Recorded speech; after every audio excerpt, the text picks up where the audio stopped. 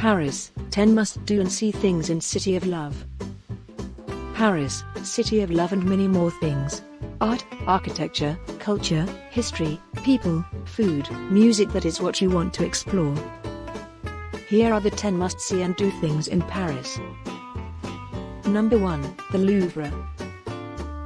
Boasting the world's largest collection of art, 38,000 objects, the Musée du Louvre is housed in the former royal palace, once home to the monarchs of France. Don't try to see the entire place in a single visit.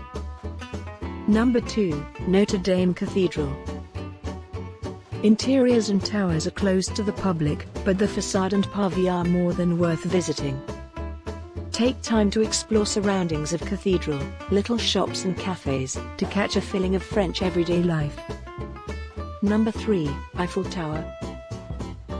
Once hated by Parisians, Mark of Paris is a must-see thing by night once lights go on, and a must-do during the day, as for a lunch and for views.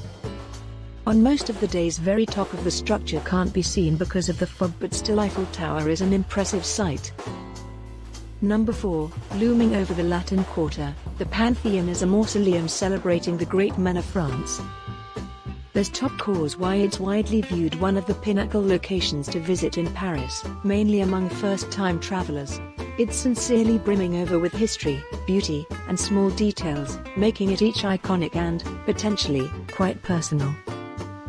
Stretching, roughly, from the St. Michel metro stop throughout the Seine from Notre Dame Cathedral to the Jardin des Plantes Botanical Gardens, similarly east along the river, southwest to Luxembourg Gardens and southeast to the Rue Mouffetard and Place Monge, the Quartier Latin has been a mental middle of Parisian existence for centuries. It is home to the Sorbonne, pictured above, one of the oldest universities in the world and a location of excessive learning from the medieval duration to the existing day. It harbors greater bookshops, including uncommon book dealers and antiquarians, charming art house cinemas, cultural centers, lush parks and squares than most of the city's arrondissements, districts, combined. The Champo is one of the Latin Quarter's loved historical cinemas. All butter croissants at La Maison d'Isabelle, a Latin Quarter bakery serving some of the first-class croissants au beurre in Paris. The Latin Quarter's café lifestyle is long-standing and iconic. If you hope to catch the ghosts of literary and mental giants from Voltaire and Molière to Alexandre Dumas, James I Earl Baldwin of Beaujolais and Gertrude Stein, spend some time poking round the Latin Quarter's cafes, which includes those clustered round the Jardin du Luxembourg. Number 5, take a Seine River cruise. And unlock the origins of Paris. Boat excursions of the Seine, a magnificent way to get oriented and in contact with Parisian history. One component I endorse to pals and family who arrive in the city for the first time: hop on a boat, from your very first afternoon or evening. Why this advice? For one, river cruises on the Seine provide you a brilliant preliminary overview of the city and its historic center, from Notre Dame and the Louvre to the Assemblée Nationale, National Assembly, and the Eiffel Tower. The Seine is, after all, the cradle of Parisian civilization. A Celtic tribe called the Parisii based the town on the central Ile de la Cité, setting apart the two banks of the river all through the Iron Age, in around 250 BC. From there, the Roman Gauls and then medieval French monarchs built their respective cities round the banks of the Seine, erecting fortified walls to tightly demarcate their boundaries.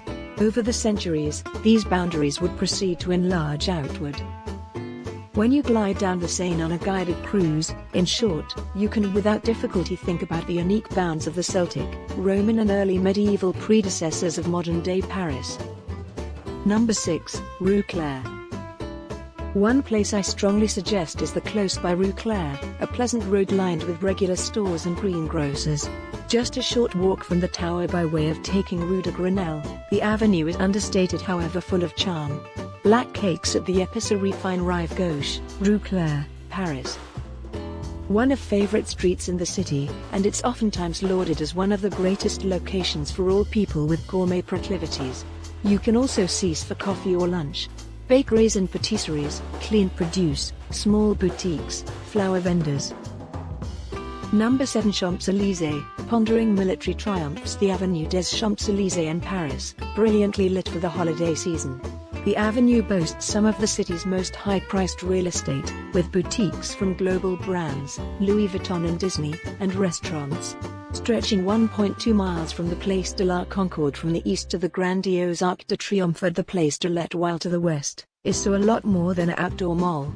Thrilling exhibitions of artwork and sculpture and enterprise exhibits. Number 8. The Musée d'Orsay. And trace the birth of modern art. Rich collections of this rather new museum will offer you a near-complete training on the topic. Housing the world's largest everlasting series of Impressionist and Post-Impressionist masterpieces from painting, drawing and sculpture to photography and furniture, the Orsay was once opened in the former Educate station of the identical Identify in December 1986.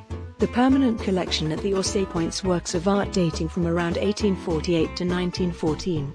It consists of masterpieces by Paul Cézanne, Edgar Degas, Eugène Delacroix, Gustave Courbet, André Derain, Vincent van Gogh, Claude Monet, Berthe Morisot, Camille Pissarro, Gustave Caillebotte, Paul Gauguin, Alfred Sisley and Henri de Toulouse-Lautrec.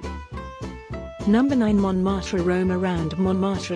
And glimpse its agricultural past to quieter avenue around the Sacré-Cœur Basilica in Montmartre, often nonetheless regarded by using residents as a village in its personal right. The historical Montmartre local in the northern reaches of the city was only currently integrated into Paris. At one time domestic to some 15 windmills, Montmartre nonetheless is one that stays intact, at the Moulin de la Galette restaurant and former nighttime club. You can also see Montmartre's agricultural past in locations such as the Clos Montmartre Vineyard, the only ultimate lively winery in the city. Here, yields are tiny and the wine produced isn't remarkable. However, the legacy of Montmartre's agricultural previous stays fascinating. Live music, food and wine tastings and weird wine-related rituals presided over by means of guys in capes and funny hats. It can be a lot of fun.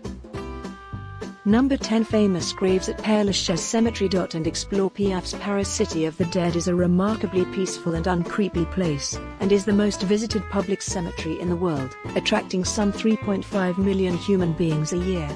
Frédéric Chopin, Oscar Wilde, French writers Molière, Colette, Marcel Proust, Honoré de Balzac and Jean de La Fontaine, the Baron Eugène Haussmann who redesigned Paris in the 19th century, and many others.